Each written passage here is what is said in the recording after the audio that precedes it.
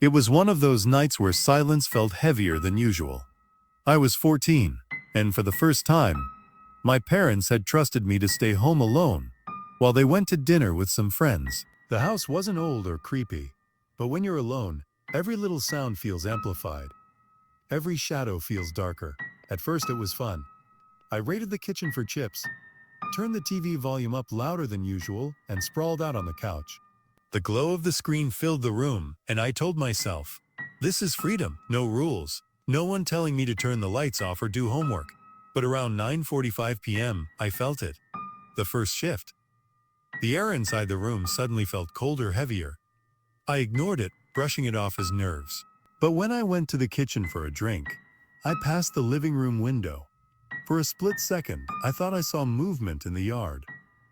A flicker of shadow, like someone darted out of sight. I pressed my face to the glass. Nothing. Just the dark yard, the empty street, and the faint glow of the street lamp outside. I shook my head, laughed nervously, and went back to the couch. Minutes later, though, the feeling came back stronger. Every time I looked up from the TV, I felt like eyes were on me, watching. I tried to distract myself with the show, but then, tap, tap, tap, 3 distinct knocks on the window. I froze. The sound was too sharp, too intentional. I turned my head slowly, heart thundering in my chest. There he was, a man, standing just outside the window, his face pressed close to the glass. His expression wasn't angry, it was worse. He was smiling, wide, too wide. I stumbled backward, nearly tripping over the coffee table. My brain screamed at me to run, but my legs felt like cement. He didn't move, he just smiled.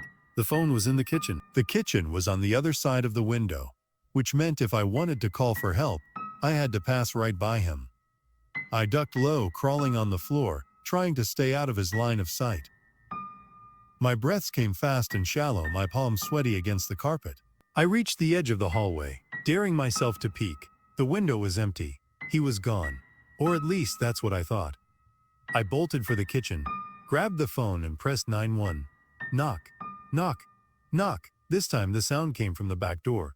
I dropped the phone. My blood ran cold as I realized. He wasn't just circling the house. He was testing every entry. I grabbed a knife from the counter and backed into the corner. The door rattled once, twice, like someone was jiggling the handle. Then silence. I held my breath. The house was so quiet I could hear the hum of the fridge. For a moment, I thought maybe he'd given up. Maybe he'd left. Then, from the hallway, creak. The floorboard. Inside the house, my stomach dropped. He was in. I pressed myself tighter into the corner, shaking so hard I thought I'd dropped the knife. I could hear slow, deliberate footsteps approaching the kitchen. The sound of someone dragging their feet, almost like they wanted me to hear. I whispered to myself, please let this be a dream. Please wake up. The footsteps stopped. Right outside the kitchen door, then silence. For a long, horrible minute, nothing moved. I almost convinced myself it was over, until I caught a reflection in the microwave's shiny surface. The man's face right behind the doorway, still smiling. Still watching. I bit down hard on my lip to stop myself from screaming. My whole body trembled, waiting for him to step inside, but he didn't. He just stood there, watching, breathing. And then, as suddenly as he appeared, he vanished. The doorway was empty. The footsteps retreated down the hall, slow and steady, until I couldn't hear them anymore. I waited. 5 minutes, 10 minutes. Knife clutched tight in my hand. Finally, I worked up the courage to creep forward and peer down the hall. Nothing. The house was silent again. When my parents got home, they found me curled up in the kitchen corner, knife in hand, shaking like a leaf. They told me I must have imagined it, that maybe I fell asleep and dreamed the whole thing. But when they went to lock up for the night, my dad frowned. The back door was open. I knew I had locked it. I had checked every door before they left. Which means he had been inside, and maybe, just maybe, he never left. After that night, after the man at the window, sleep didn't come easy anymore. Every little creak of the house felt like him. Every shadow felt like he was still there, waiting. My parents brushed it off, telling me it was just paranoia, that nothing actually happened. But I knew better. 2 weeks later, it happened again. It was a Friday night, and my parents were running late coming home from a work event. I had convinced myself I was fine. Lights on, phone in hand, every door double-checked. But the truth? I was still terrified of being alone. Around 11 p.m., I was sitting at the kitchen table, scrolling on my phone, when I heard it. At first it was faint, so faint I almost didn't notice. A soft rhythmic thump, thump, thump. My first thought was my heart. It was pounding so hard it felt like it was echoing in my ears. But then I realized, no, the sound wasn't coming from me. It was coming from below, from the basement. I froze, straining to hear. My parents weren't home. Nobody was supposed to be down there. The basement in our house was always unsettling. The walls were unfinished, the floor a cold concrete slab, and the single bulb that dangled from the ceiling only lit half the room. Even during the day, it felt wrong to be down there. At night it was worse. The footsteps grew louder, slow, deliberate, like someone pacing back and forth. Thump, thump, thump! My chest tightened, my palms slick with sweat. I wanted to believe it was the furnace, the pipes, anything but what it sounded like. But then the footsteps changed. They weren't pacing anymore. They were climbing. I shot my eyes to the basement door. The sound was unmistakable now. The creak of the old wooden steps, one after another, slowly making their way upward. My legs refused to move. My throat tightened, choking back the scream that fought to escape. The steps stopped. Right at the door, the silence was worse than the sound. I could almost feel whoever was there, standing just inches away on the other side. Then, click. The doorknob turned, slowly. Once, twice, like someone was testing it. I shot up from the chair, backing away until my spine pressed hard against the wall. My hands trembled as I scanned the room for something, anything, I could use to defend myself. My eyes landed on the same kitchen knife I had grabbed weeks earlier. I snatched it up, my knuckles white around the handle. The knob stopped turning. The silence stretched on, heavy and suffocating. And then, I heard it, breathing. Not mine, not faint, but deep, heavy breaths filtering through the thin crack between the door and the frame.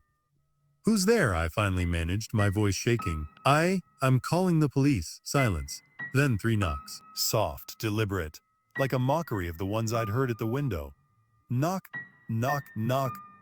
I nearly dropped the knife. Tears blurred my vision as I stumbled backward, never taking my eyes off the door. Suddenly the basement light flicked up. I froze, staring at the thin strip of yellow that spilled out beneath the door. The switch was inside the basement, and I hadn't touched it. I bolted to the phone, dialing 911 with trembling fingers. I whispered into the receiver, begging the operator to send someone fast. She told me to stay on the line, to keep talking. But then I heard it again. The footsteps, moving away this time, down the stairs, back into the basement. I pressed the phone tighter to my ear, sobbing quietly as I tried to explain. "He's in the basement. Someone's in the basement." The operator kept me calm until the flashing red and blue lights of the police car cut through the curtains. I ran to the door, throwing it open and waving frantically. 2 officers rushed in, searching the house. When they opened the basement door, I braced myself for screams, for a struggle, for anything. But nothing came. Minutes later, they returned. "There's no one down there," one of them said. I shook my head violently. "No, I heard him. He was right there. I heard him breathing, I heard the steps." The officer sighed. "Kid, we checked every corner. No signs of forced entry. You're safe, safe." The word felt like a joke. After they left, I stood by the door, staring at the thin line of light still glowing from beneath it. Finally, I forced myself forward, knife still clutched in hand. With a deep breath, I yanked the door open. The basement was empty. Silent, but the light was on. And on the last step, sitting neatly in the dust, was a single muddy footprint, too large to be mine. After the basement incident, things didn't go back to normal. Not really. Sure, my parents insisted it was my imagination, that stress and lack of sleep were playing tricks on me. But deep down, I knew the truth. He was still out there. And worse, I wasn't sure he had ever left. It was about 3 weeks later, another late night. My parents had gone to visit relatives out of town, and I had begged them to let me stay behind. I thought being alone would prove I wasn't scared anymore, that I could handle it. But the truth? The moment the door shut behind them, I regretted it. It was about 3 weeks later, another late night. My parents had gone to visit relatives out of town, and I had begged them to let me stay behind. I thought being alone would prove I wasn't scared anymore, that I could handle it. But the truth, the moment the door shut behind them, I regretted it. By midnight, the house was silent. Too silent. I had locked every window, every door, checked them twice. Yet that same heavy feeling hung in the air, the same one I'd felt the night at the window. I sat on my bed, scrolling on my phone, trying to distract myself. That's when I noticed it. My bedroom door, usually shut tight, was cracked open just an inch. I knew I hadn't left it like that. My chest tightened as I pushed it shut, turning the lock just to be safe. I sat back down, telling myself to relax. But then a sound cut through the silence. Whispering, soft, muffled, but there. It wasn't coming from outside. It wasn't the TV. It was inside the house. I froze, straining to listen. My heart thudded against my ribs as the whispering grew clearer, though I couldn't make out the words. I crept toward the door, pressing my ear against it. That's when it stopped. Total silence. Total silence. I stumbled back, trying to convince myself I imagined it. But before I could sit down, a violent bang rattled the front door. Then another, and another, like someone was throwing their whole weight against it, trying to break it down. Adrenaline surged through me. I grabbed my phone, dialing 911 with trembling fingers. My voice shook as I whispered to the operator, "Someone's trying to get into my house. Please, send help fast." The operator told me to stay calm, to lock myself in a room and not move until officers arrived. I backed into my bedroom, locking the door, my whole body trembling. But before I could even catch my breath, I heard it. Click. The sound of my doorknob turning. Once. Slowly. I dropped the phone. The operator's voice faded as the phone hit the floor. And then, a voice, deep, calm, almost mocking. "I know you're in there." My blood turned to ice. My knees nearly gave out as I pressed myself against the far wall, knife shaking in my hand. The knob rattled once more, harder this time before going still. Silence stretched on for what felt like forever. Then, footsteps moving away from my door. Slow, measured. I thought maybe, just maybe, he'd left. But then I realized something that made my stomach twist. The banging had started at the front door. My room was upstairs, which meant whoever it was had already gotten inside. The footsteps grew fainter, fading toward the staircase. Then silence. I stayed frozen, knife in hand, eyes locked on the door. I didn't move, didn't breathe, until finally the faint wail of sirens pierced the night. Relief washed over me. The police were here. I scrambled to the window, peeking out just in time to see the flashing lights pull into the driveway. I threw open my door, racing down the stairs. But when I reached the bottom, my heart stopped. The front door was wide open. The officers rushed in seconds later, guns drawn, sweeping the house.